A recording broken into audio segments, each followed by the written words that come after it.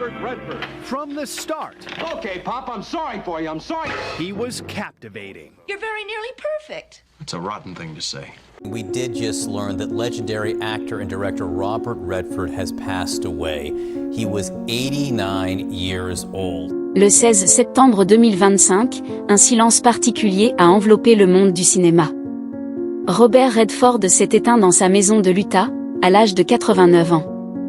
Pour certains, cette disparition fut la fin d'une époque. Pour d'autres, elle marqua le rappel brutal que même les légendes ont un dernier acte.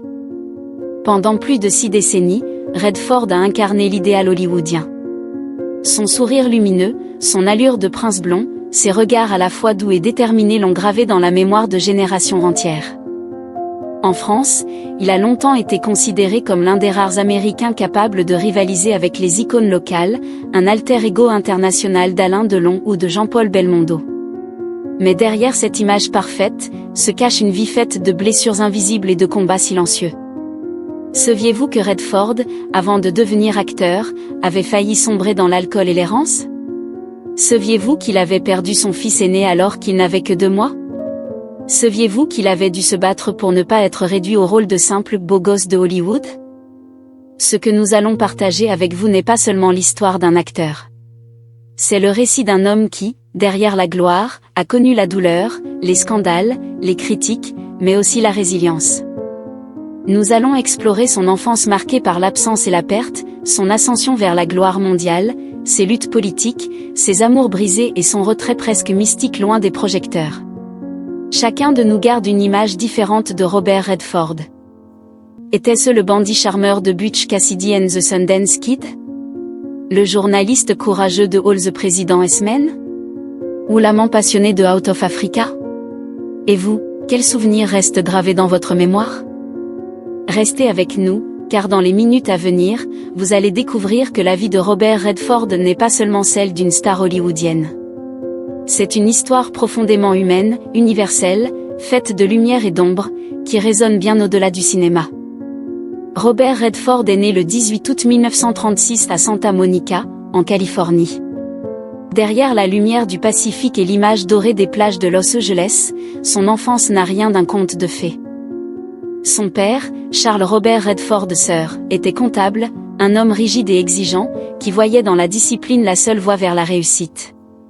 Sa mère, Martha Hart, était l'inverse, douce, chaleureuse, mais fragile. Elle meurt prématurément, laissant un vide immense dans le cœur de son fils unique. Cet événement fut l'une des premières blessures invisibles de Redford. Il n'avait que 18 ans, encore adolescent, lorsqu'il perdit le pilier affectif de sa vie. Cette absence creusa en lui une faille qui ne se refermera jamais complètement. Plus tard, il confiera que cette perte fut un moteur autant qu'un fardeau, l'incitant à chercher ailleurs l'équilibre et la chaleur que son foyer n'avait pu lui offrir. Adolescent, Robert se montre turbulent, parfois rebelle. À l'école, il n'est pas un élève modèle. Il préfère le sport, le dessin, les escapades dans les rues de Los Angeles. Mais il connaît aussi la tentation de l'alcool, les mauvaises fréquentations, les moments d'errance où l'avenir lui semble flou. À plusieurs reprises, il manque de perdre le contrôle, comme s'il cherchait à combler le vide intérieur par des excès passagers. C'est paradoxalement dans l'art qu'il commence à trouver un refuge. Le dessin et la peinture deviennent ses premiers langages.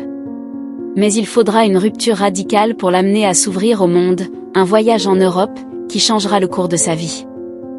Dans les années 1950, encore jeune, il traverse l'Atlantique et découvre Paris, Florence, puis Prague. Là, il fréquente les artistes, les bohèmes, les intellectuels. Il passe des heures dans les musées, observe les fresques italiennes, les ruelles pavées, les cafés animés. Cette expérience forge sa sensibilité et élargit son horizon. Loin de l'Amérique conformiste de l'après-guerre, il respire une liberté nouvelle. C'est à Paris qu'il découvre le goût de la mise en scène, l'importance du regard, de la lumière, de la vérité artistique. Il ne parle pas encore de cinéma, mais déjà l'art devient pour lui une nécessité vitale, une forme de survie. Pourtant, à son retour aux États-Unis, la réalité le rattrape. Sans diplôme, sans véritable métier, il sait qu'il doit choisir une voie. C'est alors qu'il s'inscrit à des cours d'art dramatique, presque par hasard, comme une tentative de se discipliner. Rapidement, il découvre un autre langage, celui de la scène, de l'incarnation, de la transformation. Le jeune homme fragile, blessé par la perte de sa mère et par ses propres excès, trouve dans le théâtre une nouvelle identité. Il peut être quelqu'un d'autre, explorer des émotions qu'il n'ose exprimer dans la vie réelle. Ce fut le point de départ d'une carrière qui allait bientôt le propulser vers la gloire. Mais déjà, derrière l'enthousiasme, une question demeure. Cet enfant de Santa Monica, cet orphelin de mère, allait-il réussir à transformer ses blessures en force créatrice, ou allait-il sombrer dans les pièges de la célébrité naissante? Le jeune Robert Redford, revenu d'Europe avec une sensibilité nouvelle, commence timidement à se faire une place dans le monde du théâtre américain. À New York, il fréquente l'Actors Studio et gravit petit à petit les marches d'un univers exigeant. Ses premiers pas sur scène révèlent un charisme discret, mais irrésistible. Très vite, Hollywood le remarque. C'est à la fin des années 1960 que tout bascule. En 1969, il joue aux côtés de Paul Newman dans Butch Cassidy and the Sundance Kid. Le film devient un triomphe international, et Redford, avec ses cheveux blonds et son sourire éclatant, s'impose comme le nouveau visage du cinéma américain. Le public français tombe immédiatement sous le charme. On le surnomme le blond d'Hollywood, celui qui combine élégance, légèreté et une certaine profondeur mélancolique. Quelques années plus tard, en 1973, The Sting réunit de nouveau Redford et Newman. Leur duo mythique séduit le monde entier et confirme Redford comme l'une des plus grandes stars de son époque. Ce succès lui vaut même une nomination aux Oscars, mais au-delà des récompenses, c'est la reconnaissance du public qui l'élève au rang d'icône. À travers les années 1970, Redford enchaîne les rôles marquants. Dans Jeremiah Johnson, il incarne l'homme solitaire en communion avec la nature, une image qui deviendra presque autobiographique. Dans All the President's Men, il endosse le rôle du journaliste Bob Woodward et contribue à porter à l'écran le scandale du Watergate.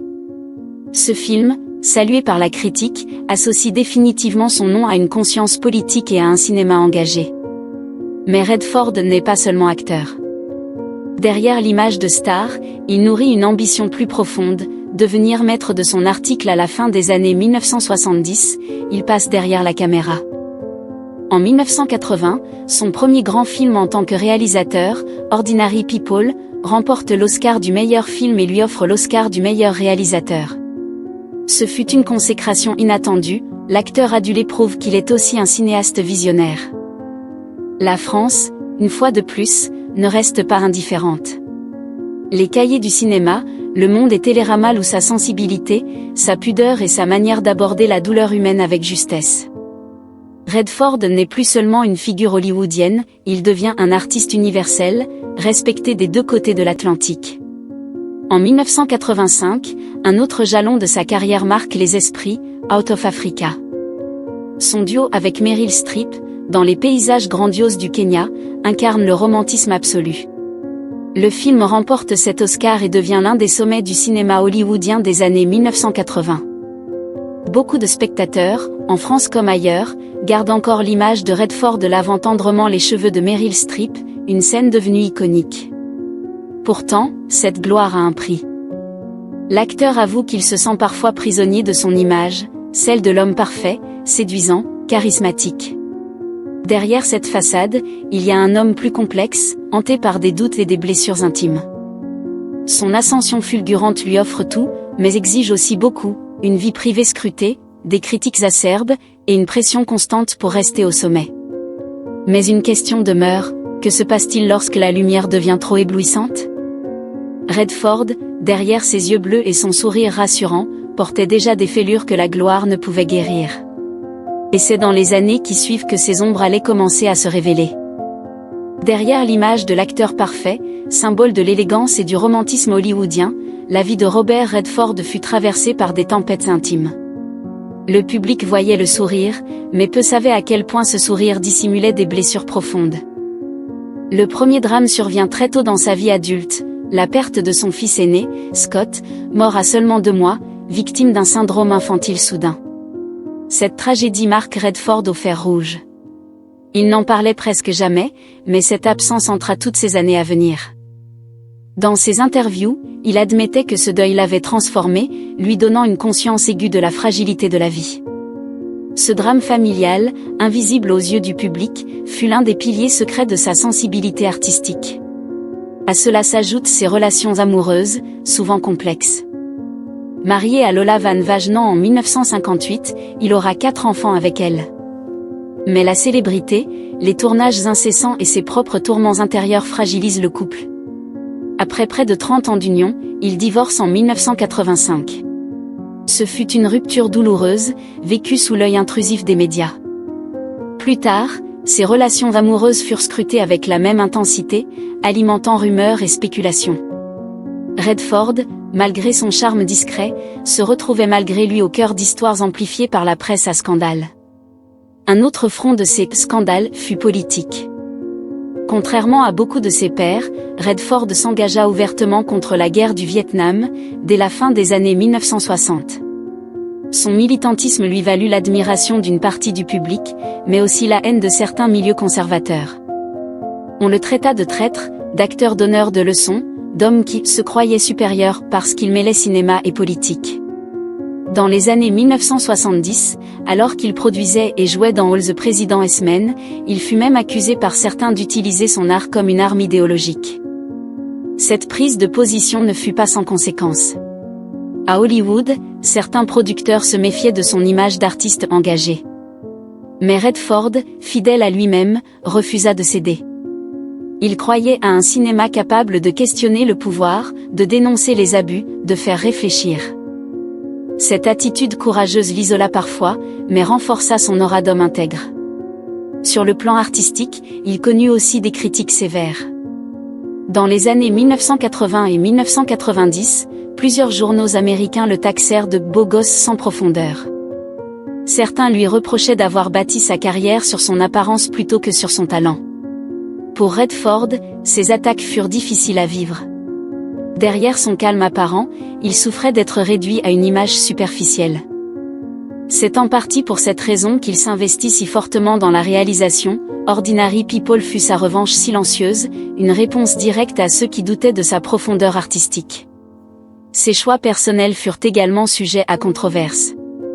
Réservé, peu enclin aux mondanités hollywoodiennes, il vivait souvent en marge du système. Il refusa de nombreuses interviews, se protégea des paparazzi, préféra l'anonymat relatif de l'Utah aux villas de Beverly Hills. Pour les médias américains, ce retrait fut perçu comme une arrogance, un refus de jouer le jeu de la célébrité. Mais pour lui, c'était une question de survie. Au fil des ans, les rumeurs ne cessèrent jamais. On le disait distant avec certains partenaires de jeu, difficile à cerner sur les plateaux, obsédé par le contrôle de son image. On évoquait des tensions avec certains réalisateurs, des conflits artistiques autour de projets avortés. Redford, cependant, choisit toujours le silence. Rarement il démentait ou confirmait. Ce silence alimentait le mystère, mais lui permettait aussi de garder le contrôle sur son récit personnel. L'ombre la plus douloureuse, au-delà des critiques et des rumeurs, fut peut-être son rapport à la perte et à la solitude. Après la mort de son fils, il connut d'autres deuils. Des amis proches comme Paul Newman ou Sidney Pollack disparurent tour à tour, laissant Redford de plus en plus isolé. Chaque disparition ravivait chez lui la douleur initiale, ce sentiment d'être condamné à voir s'effacer, un à un, ceux qui avaient partagé ses combats et ses triomphes. Et vous, qu'auriez-vous fait à sa place ? Auriez-vous choisi de vous livrer à la presse, de vous défendre publiquement, ou auriez-vous, comme lui, gardé le silence pour préserver votre intégrité ? Ces scandales et ces blessures, loin de l'anéantir, façonnèrent un Redford plus complexe, plus profond. Mais ils creusèrent aussi un fossé entre l'homme public et l'homme privé. Tandis que le monde continuait de voir une star infaillible, lui se repliait peu à peu, comme si la gloire n'était plus un refuge mais une cage. C'est dans ce paradoxe l'homme adulé mais blessé, admiré mais incompris que réside l'essence même de Robert Redford. Et c'est précisément ce paradoxe qui allait le pousser, dans les années suivantes, à s'éloigner peu à peu de la lumière pour chercher la paix ailleurs. À partir des années 1990, alors que beaucoup de ses contemporains continuaient à courir derrière la célébrité, Robert Redford choisit un autre chemin. Fatigué du rythme hollywoodien, méfiant vis-à-vis des projecteurs, il s'installe dans son domaine de l'Utah, au pied des montagnes. Là, loin des flashs et des tapis rouges, il tente de retrouver une vie plus simple, en harmonie avec la nature. Cet éloignement n'est pas un abandon du cinéma, mais une transformation. En 1981 déjà, il avait fondé le Sundance Institute, puis le Festival de Sundance, devenu l'un des plus grands rendez-vous du cinéma indépendant. Ce projet, au départ modeste, illustre sa conviction que l'art devait échapper aux carcans commerciaux. Pour des générations de jeunes cinéastes, Redford devient un mentor invisible, celui qui offrait une chance aux voix marginales, aux récits audacieux. En parallèle, il poursuit sa carrière, mais de manière plus sélective. Chaque rôle, chaque film qu'il accepte à partir des années 2000 semble porter une tonalité plus intime, plus crépusculaire. Dans The Horse Whisperer, il incarne un homme blessé qui trouve une rédemption au contact de la nature, un écho direct à sa propre quête. Dans All Is Lost, 2013, il joue un marin solitaire perdu en mer, performance quasi muette qui symbolise parfaitement sa relation au monde, un homme seul face à l'immensité. Mais derrière cette productivité apparente, la santé de Redford décline. Les années passent, et les traces de la fatigue deviennent visibles. On murmure qu'il souffre de problèmes cardiaques, qu'il est affaibli. Rarement, il commente. Fidèle à lui-même, il garde son jardin secret, refuse d'exposer ses fragilités au public. La solitude devient de plus en plus présente. Ses amis de toujours disparaissent, Paul Newman en 2008, Sidney Pollack, puis d'autres encore. Chaque départ est une blessure supplémentaire, comme si sa génération s'effaçait sous ses yeux. Autour de lui, le silence s'épaissit. Même ses apparitions publiques se font rares. À Cannes, à Venise, lorsqu'il accepte de venir, son allure digne mais fatiguée bouleverse les spectateurs. En 2018, il annonce officiellement sa retraite d'acteur. Il est temps de tourner la page, confie-t-il sobrement. Pourtant, même à ce moment, il laisse planer un doute, un homme comme lui pouvait-il vraiment quitter la scène ? Beaucoup espéraient encore un retour, un dernier rôle. Mais Redford, fidèle à son tempérament discret, choisit de s'éteindre doucement loin des regards. Dans ce silence, pourtant, son influence ne fait que grandir. Sundance prospère, révélant des talents comme Quentin Tarantino, Steven Soderbergh, ou encore Damien Chazelle. Chacun d'eux doit une part de son succès à la vision de Redford. Son nom devient indissociable de la défense d'un cinéma libre, authentique, loin des dictats des studios. Et vous, si vous aviez été à sa place, auriez-vous choisi de continuer à briller sous les projecteurs, ou bien de vous effacer pour transmettre le flambeau aux générations suivantes ? Peu à peu, Robert Redford devient une figure quasi mythique, un ermite du cinéma. Et c'est dans cette semi-retraite, entre souvenirs et méditation, qu'il attend la dernière scène de sa vie. Le 16 septembre 2025, lorsque la nouvelle de la mort de Robert Redford fut annoncée, le monde entier s'arrêta un instant. À 89 ans, il s'éteignait dans son sommeil, dans sa maison de l'Utah. Un départ simple, presque discret, à l'image de l'homme qu'il était devenu dans ces dernières années. Mais les réactions furent immenses. Des milliers d'hommages affluèrent, acteurs, réalisateurs, critiques, mais aussi anonymes bouleversés. En France, son décès eut un écho particulier. Les journaux comme Le Monde, Le Figaro, Paris Match lui consacrèrent leurs unes, rappelant combien il avait marqué l'imaginaire collectif. Pour les cinéphiles français, il était plus qu'une star américaine, il incarnait une certaine élégance intemporelle, un lien direct entre Hollywood et l'Europe, entre rêve et réalité. Son héritage est double.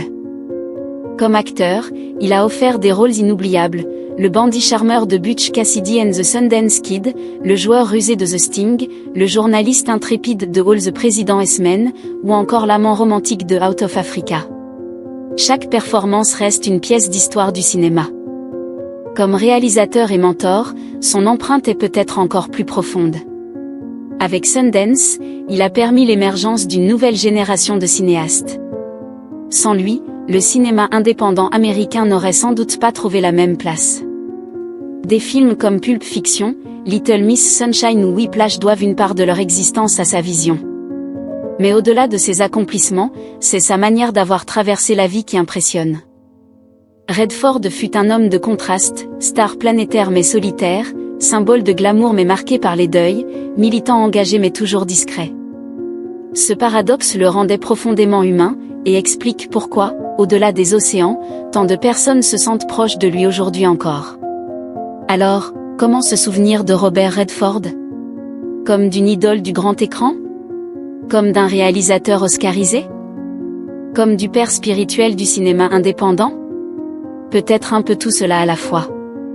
Mais surtout, comme d'un homme qui, derrière ses sourires et son charisme, portait des cicatrices qui le rendaient plus vrai, plus proche de chacun de nous. Et vous, quelle image garderez-vous de lui? Celle du héros, du militant, de l'artiste, ou tout simplement celle d'un homme qui a su transformer ses blessures en lumière? Robert Redford n'est plus, mais son nom, ses films et son héritage continueront de vivre. À travers chaque projection de Out of Africa, à travers chaque jeune réalisateur qui trouve sa voie grâce à Sundance, il reste présent. Peut-être est-ce cela, finalement, le secret d'une légende, ne jamais vraiment disparaître. Et si cette histoire vous a touché, n'hésitez pas à partager vos souvenirs de Robert Redford en commentaire. Votre regard compte, car chaque mémoire rend cette légende plus vivante. Index revers pointant vers la droite blanc. Abonnez-vous à la chaîne pour découvrir d'autres parcours bouleversants d'Hollywood et au-delà. Et si vous souhaitez prolonger l'émotion, nous vous invitons à regarder notre prochaine vidéo consacrée à une autre icône qui a marqué son époque.